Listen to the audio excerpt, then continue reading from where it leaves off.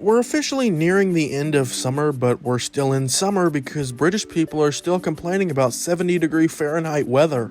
Anyway, let's talk about Super Mario Sunshine because it is the perfect game for summer. Mario is in the title after all. And just like this heat, Super Mario Sunshine makes me miserable. I'm sorry, I just don't like this game. I would know because I've 100%ed it, which is such a shame because there's a lot of things about this game that I do like. I like the location, I like the music, I like the characters that it introduces, but this game just makes so many stupid decisions that I can't help but dislike it. So in this video, I'll be going over my complaints with Super Mario Sunshine. Yep, that means it's another video of me just whining for like 10 minutes, I don't know. First of all, what is this box art? It doesn't matter at all, but I've always found this box art to be kind of weird. I don't think it does a very good job of showing what the game is at all. I mean, sure, Flood, the main gimmick of the game, is highlighted fairly well, but I think this render would have done a better job at doing that, but it's whatever. I just wish they showed more of the world, which is one of the best aspects of the game, but no, we get a white background with black stripes on it. And what do these letters even say? Has more moves than ever, you'll something them all something, sprinkle water in the sunshine. What? After some very difficult research, I've come to the conclusion that it says Mario has more moves than ever. You'll have to master them all to sprinkle water in the sunshine. I'm still lost. Is this supposed to be the game's tagline or whatever? Because it's not a very good one. First of all, it's a tag circle, not a line. Second of all, you can barely make out what it says. And the use of the word sprinkle is very weird here in my opinion. I think spray would have been a more adequate verb, but what do I know? I like the game's logo, even though it is a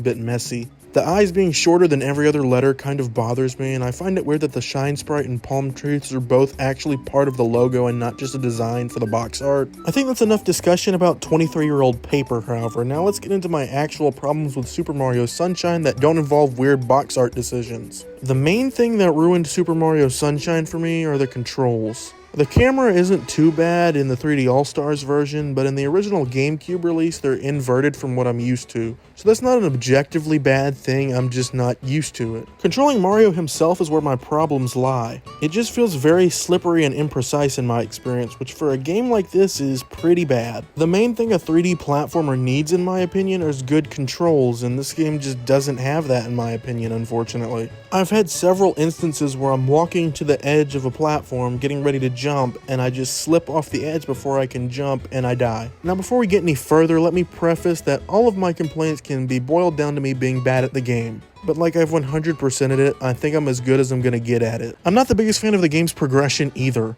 It's structured very similarly to Super Mario 64. There are several levels with multiple missions in each. Each stage has 8 missions, and completing them gets you a shine sprite, this game's equivalent for stars. And there's several hidden ones throughout each level as well. That's all fine in my opinion, but here's where things differ from Super Mario 64 in a way that really bothers me. In Mario 64, you only have to get 70 of the 120 stars to beat the game. It doesn't matter what stars you get or in what order necessarily. So if one level is giving you trouble, you can go to a completely different stage and complete one there, and you'll still be able to progress through the game. That's the best part about a lot of the 3D Mario games in my opinion, it's the freedom of choice. You don't have to play through Snowman's Land if you don't want to. In Super Mario Sunshine, things aren't like that. In Super Mario Sunshine, you have to complete at least the 7th mission in each stage, which is always a chase with Shadow Mario. And you basically have to clear every mission prior to the 7th one to get there. Except in like the first level where you can technically skip the first shine, but I don't think that was intentional and rather a developer oversight. And this means you're only required to get about 50 shines to complete the game, which is far less than Mario 64's 70. So the other 70 of the 120 shines include the 8th mission on each level, randomly hidden ones throughout each level and the hub world,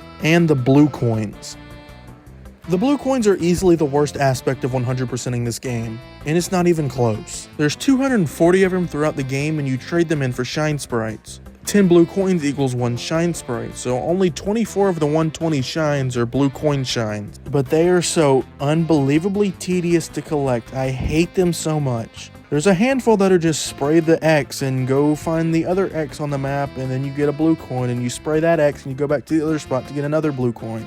There's a good handful that'll just spray this paint and you get one. But there are so many that are just so unbelievably vague, I don't understand how you were supposed to find them. And one of the worst things is that some of them are only available in specific missions. So you can't just click on the first mission and find every single blue coin. You have to kind of guess and just try to hope and pray that you are on the right thing to find the thing, you know? I'm losing my mind talking about this. I'm not even playing the game right now and it's making me angry. This was definitely just padding to make this game have as many shines as Mario 64 does stars. And the absolute worst part is that there's no checklist or any way to track the ones that you've already gotten.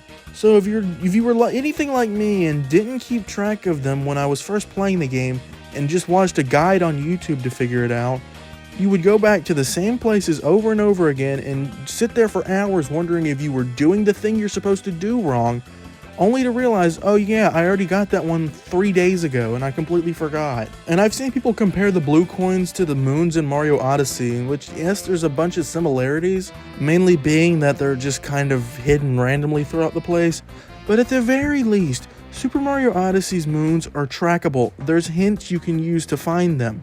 In this game, there's nothing, you're on your own. So completing the game 100% is complete torture in my opinion. But hey, you know, maybe there's a cool reward for doing so. You get a digital postcard. Like, not even one you can send to your computer or anything to print out. It's only on the game. Now, to be completely fair to Super Mario Sunshine here, Mario games aren't exactly known for having the best 100% rewards. Super Mario 64, you can just go on the castle roof and talk to Yoshi, who then, like, jumps off the roof and dies or something, I don't know. Mario Galaxy, you can just play the whole game again as Luigi. Mario Galaxy 2, you get a painfully difficult level, same with 3D Land and 3D World. And Super Mario Odyssey puts a giant hat on Peach's castle. But this is still easily the worst out of all of them. At least with the other games, there's something you can actually interact with in some way, shape, or form. In this game, it's just like, yeah, look at this picture and feel bad for yourself or something, I don't know. Blue coins are probably my least favorite aspect of the game overall, but in terms of just getting to the end of the game, secret stages are easily my least favorite aspect. Yes, they're required to beat the game. No, they're not very hidden or secret because they literally show you where they are at the start of the level. Once you enter the not-so-secret level, Shadow Mario will steal FLUDD from you, which means you now have to rely on just Mario to make it through the end of the level. These are absurdly difficult in my opinion, and I know, like I've said a million times, I just suck at the game, but like, they're just not fun. They're difficult in an annoying way. I can't tell you the amount of times I've tried to jump and just slipped off the edge. It's so incredibly awkward in my opinion how these are just shoved randomly into the middle of each level's missions. I mean, if it was like the final one after you do the Shadow Mario chase one, then whatever. But no, they're just thrown in whenever the developers felt like it. 1 second you'll be doing a pretty normal, easy little mission, and then the next you'll wish you'd be doing anything else. I know I'm just bad at the game, and if I spent a lot more time with it, I would get the controls and I might actually like it.